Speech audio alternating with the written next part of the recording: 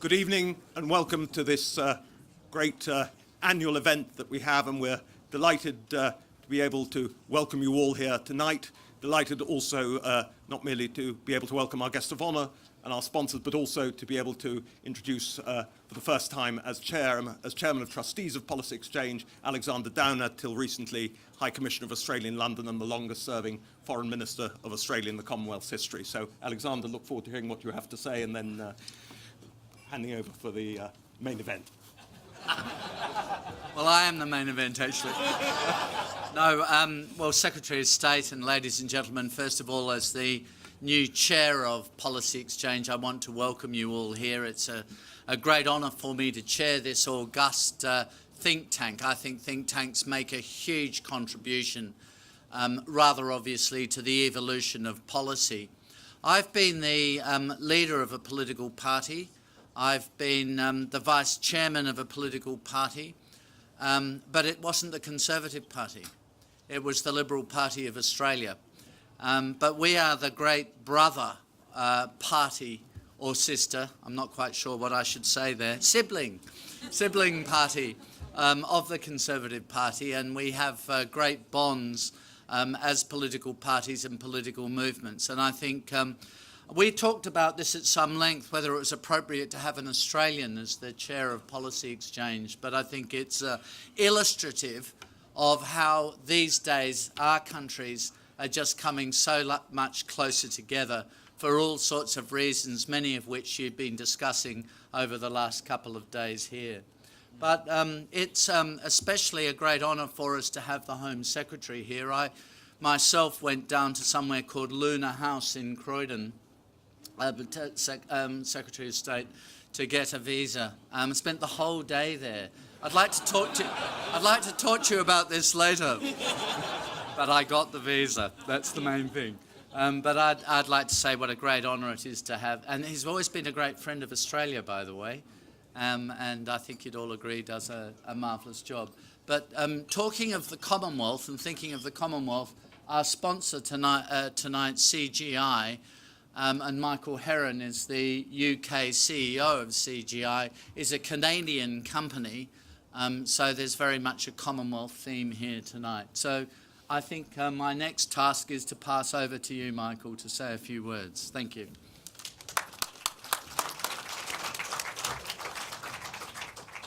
Thank you so much. And you can tell by my accent that I'm not Canadian, but I do work for a Canadian company.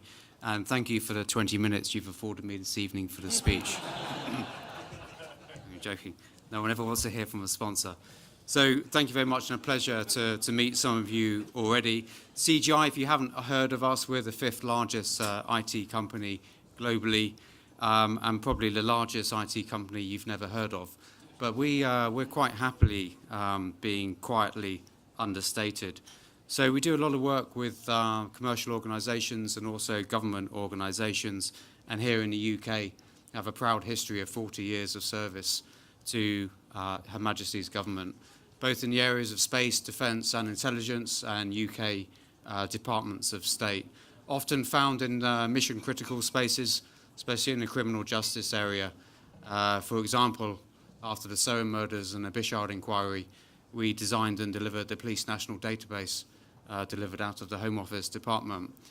We're very proud to have our own role in protecting the public and supporting the public safety agenda. So thank you very much for the opportunity to be here tonight and to sponsor this prestigious event. I look forward to meeting many of you later on. Thank you.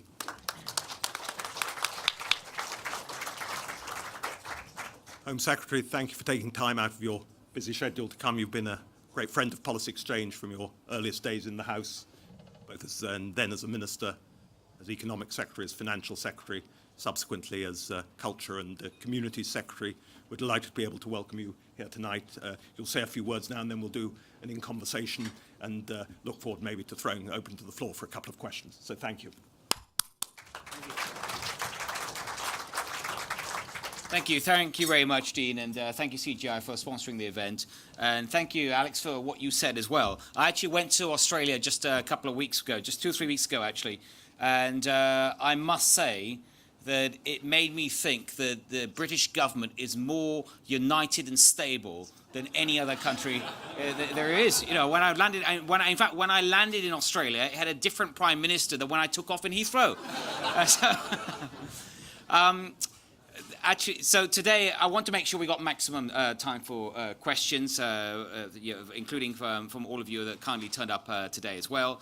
And at the start, I just wanted to say this, and this is really to thank Policy Exchange, not just for this event, but what they have been doing now for many, many years. You know, if we're going to win in politics, you need to have the best ideas. And when I think about best ideas, I've always thought about Policy Exchange with what it's been doing for years and years, including that time that we spent in opposition. And even if I think about the policy, you talk about all the different roles I've had in government, I think in every different role I've had, there's always been something from Policy Exchange that has helped to shape policy and have a real impact. And even now, for me, the work that you're doing on counter-extremism, the work that's being done on immigration, especially sort of post-Windrush and what lessons we can learn, but also more broadly in politics, the work you've done on being more civil in politics, and you're raising the tone of politics, because I think that's also hugely important as well. So thank you to Policy Exchange for what you do, and let's get on with the questions. Thank you very much. Thank you. Thanks.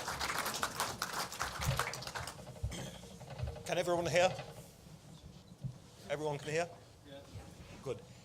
So we published last year this report, The New Net War, Countering Extremism Online, and one of the things which we found in the data that we've done is... Louder? One of the things we found in the data from our polling of the public is that 70% of the public don't think that the internet companies, social media, are doing enough to combat the online extremism, and this came out particularly... Sorry, we can't hear a thing. Any better? Any better? Why don't you do that? I'll stand there. How about that? Good. Okay. We'll do it that way. Thank you. 70% of the public thought that the internet companies, social media companies, are not doing enough to combat online extremism. The most dramatic instance of that, of course, when it came out after the Intelligence and Security Committee report, was about Facebook being aware of what might happen to a British soldier in the run-up to the murder of Lee Rigby. I'm just wondering, you've said that we should be doing more, that the internet companies should be doing more. What precisely do you think they can and should be doing now from where we're starting at the moment? Well, I felt that for a long time the tech giants didn't take counter-extremism very seriously at all. They, in terms of taking down material, helping law enforcement with their work on counter-terrorism, for years they didn't really focus on it. It started to change, and it's sad that it had to change for this reason. But in recent years, where we've seen a big pickup in terrorist attacks, sadly, as you all know, just last year alone, we had 5 terrorist attacks. And at that point, my predecessor quite correctly, and the US Homeland Security Secretary, they basically gave a lot of tech companies a bit of an ultimatum and said, look, you've got to get your act together. Otherwise, we will have to legislate. We'll have no choice. But it's always much better if you act with yourselves, because it can come about much more quickly. And the good news was, I went. One of the first things I did as Home Secretary, I went over to California to meet some of these companies with the Homeland Security Secretary, and they have made a lot of progress. In the last year, we've seen a tremendous amount of progress. You mentioned Facebook. Facebook is taking down millions of material. In terms of, I think there's been a 70% increase quarter on quarter from Facebook. There's still more that can be done, but they're also using some of the technology you would expect them to use. They're using artificial intelligence, machine learning and stuff, to some cases to take down information even before it's uploaded. So it actually stops it from being uploaded in the first place. So things that weren't happening in the past, and they're able to use the latest technology. What I'd also incidentally like them to apply the same techniques to now is to child sexual exploitation online. I've seen what they can do with counterterrorism. We are all united against terrorism. We're also all united against child sexual exploitation online. That's really rocketed, sadly, in recent years, and I'd like to see them do more in that space too. Can I just have the related issue of the coarsening of our public life, both online and not online? And you've talked about the rise of incivility. And I'm just wondering, there's a whole set of areas, whether it be anti-Semitism, whether it be other forms of prejudice, anti-business rhetoric, indeed, calling political rivals traitors. I'm just wondering whether you think all our political leaders have done enough to push back at this growing coarsening and incivility of our public life? No, not all our political leaders, because look at Jeremy Corbyn. He's one of the causes of this incivility, and he didn't even address the issue of anti-Semitism at his conference last week, and he's been a cause of this in his own party. It's directly related to him. The huge rise we've seen in anti-Semitism on the hard left, and he's done very little, if anything at all, to try and combat that. And we shouldn't let him get away with that, because he is the cause of this problem, the growing problem on the hard left. It's not just the hard left. It is also the hard right, and that's as bad as it's ever been. And I think everyone understands when you come into politics, and I certainly did, and I was warned about this right at the start before I even became member of Parliament, was that you've got to have a thick skin. You're going to be criticised all the time, and people aren't going to like your policies and things, and or necessarily, and that's fine, and that's politics, and that's the way democratic politics should work, and that's fine, and anyone can take that. But what really is sad to see and doesn't work is when people are being deliberately abusive to each other. And you mentioned anti-Semitism, and we've seen when we had the debate that I led in Parliament on anti-Semitism, and we heard the stories from Labour MPs about, including especially Jewish Labour MPs, about how much abuse they were receiving. Even me sitting there listening to that, it was hard to take, and being sort of more knowledgeable on that subject about what was happening. And I get it myself. And in fact, I thought you'd ask me this question, so I was just going to pick up. I picked up just to show you some of the stuff I have to deal with. First of all, I get it from all sides. So I get it from the people that say, how can someone like Sajid be Home Secretary, white supremacists and stuff, say, how can he be Home Secretary, he must be a terrorist, why would you make a terrorist a Home Secretary, all this kind of rubbish. I also get it from some parts of the BME community, who some of them like calling me Uncle Tom, coconut and stuff, so I get that all the time.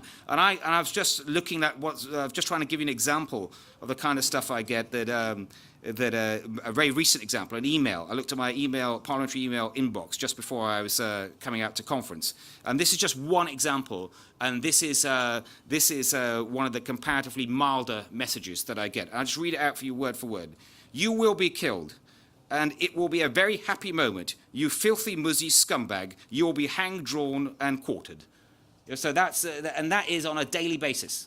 You'll get that. And, I've just learned to ignore it. But what the impact of this is for many people, it will put them off politics.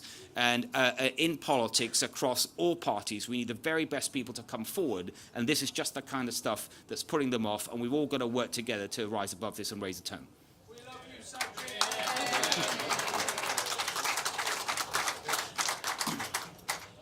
Broadening things out, can we make a success of Brexit, even in a no-deal scenario? And what does it mean specifically for immigration policy and economic policy? Well, that is broadening it out. That is definitely a very broad question, if I heard one. Yes, absolutely. Yeah, absolutely. We're definitely leaving the EU. There will not be a second referendum.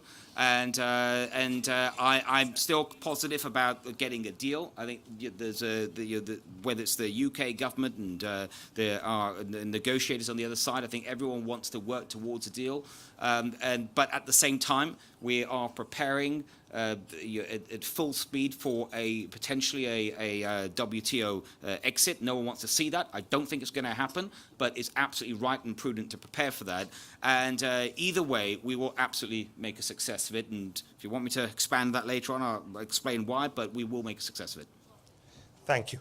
On an area which Home Secretaries used to have exclusive competence, of course, since the elected under mayoralty, there's been a shared responsibility, and since the present mayor was elected to office, there's been obviously the spike in knife crime. And I'm just wondering, in the light of that, your thoughts on why in last year's general election, Jeremy Corbyn was somehow able to neutralise the historic Tory advantage in this area.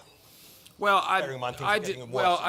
first I'd sort of debate with you whether he did or did not neutralise that. I think clearly we didn't do well enough in that election, but I debate about whether that was the reason or not. That said, it's an area we cannot be complacent on. It is an area generally, sort of crime and law and order. We've had an advantage for all the right reasons. We've always taken it seriously.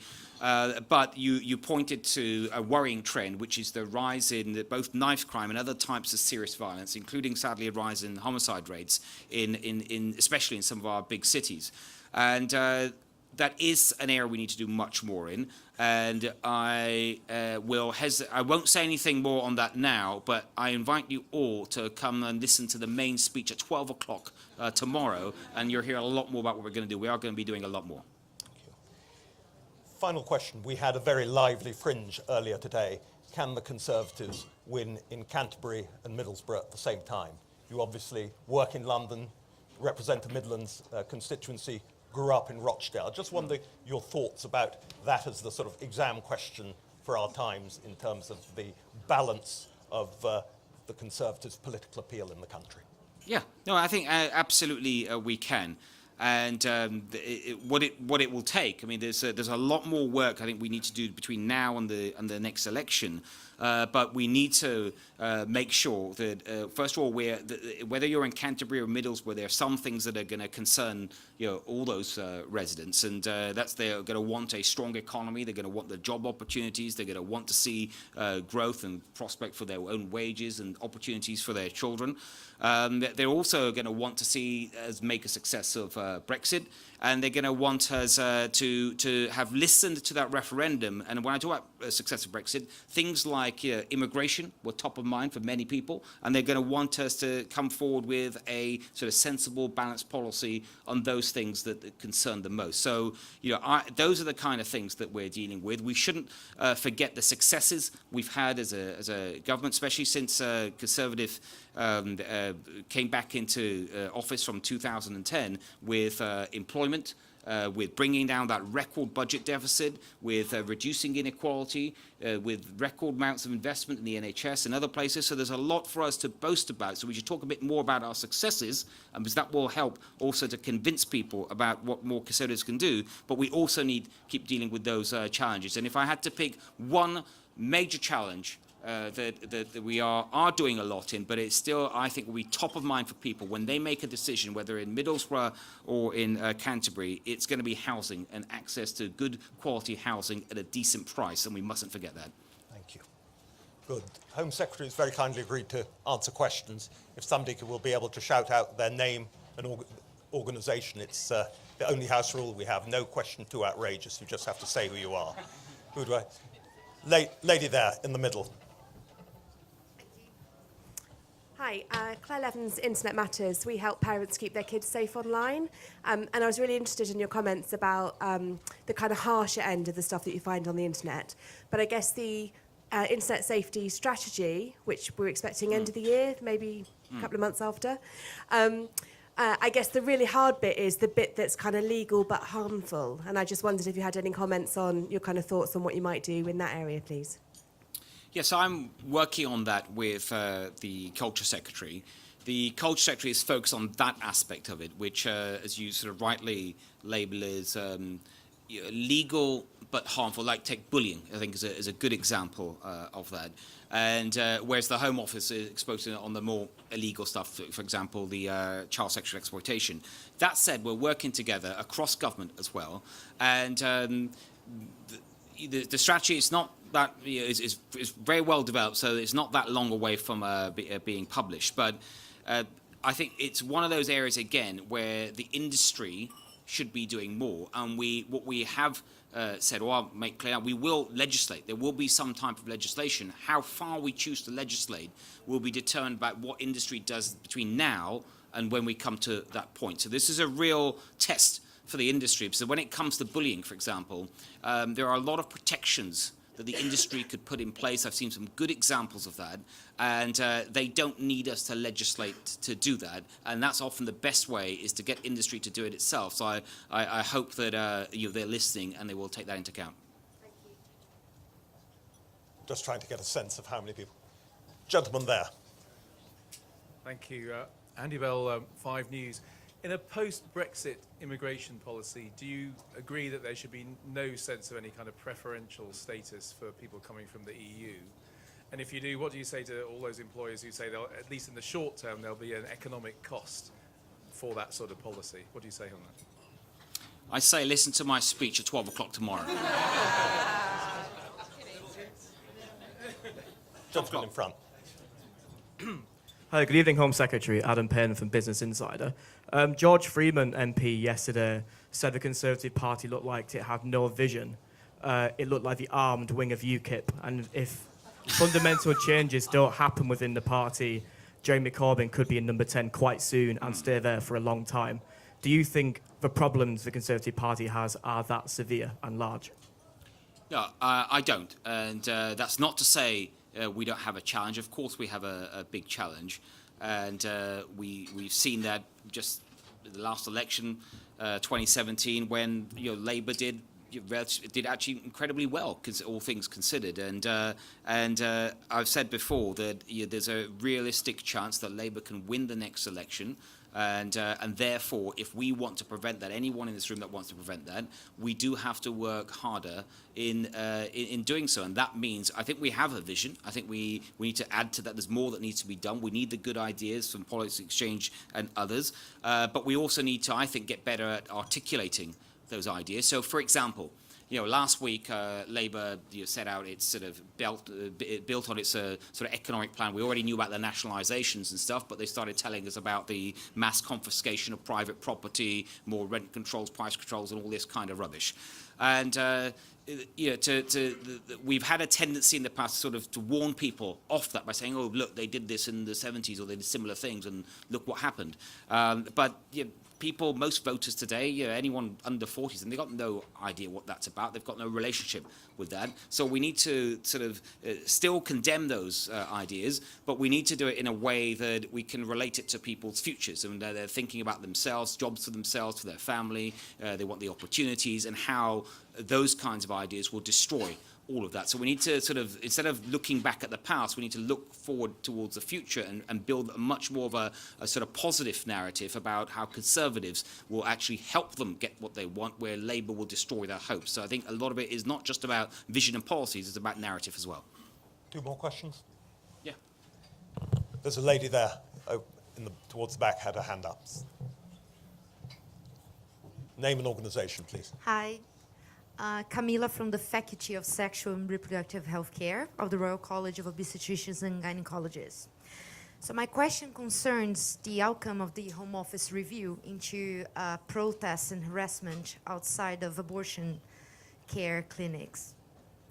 So the outcome of that review is that basically there is no need for national legislation into harassment outside of abortion clinics because there's not enough evidence that that is taking place. The faculty has submitted evidence into the review. Over the last 12 months, there have been at least 29 providers who have been affected, both NHS and independent facilities, and no effective means of harassment and intimidation prevention is in place. The faculty represents... What's your question? Just so ask a question. My question is, what are your plans now that the outcome of the... what are your plans when it comes to protecting women's rights to health and to access safe abortion care without being intimidated in these clinical settings? Yeah, we looked into this carefully, and the decision is not just based on the evidence, but it's also looking at, are there tools already available if someone wants to, in this case, a local council wants to do something, and that if protests get out of control, they get out of hand, and they clearly, sort of cross that threshold of acceptability, what can be done? And there's already laws in place that allow local authorities to take action. So Ealing, for example, I think it was an example of doing that.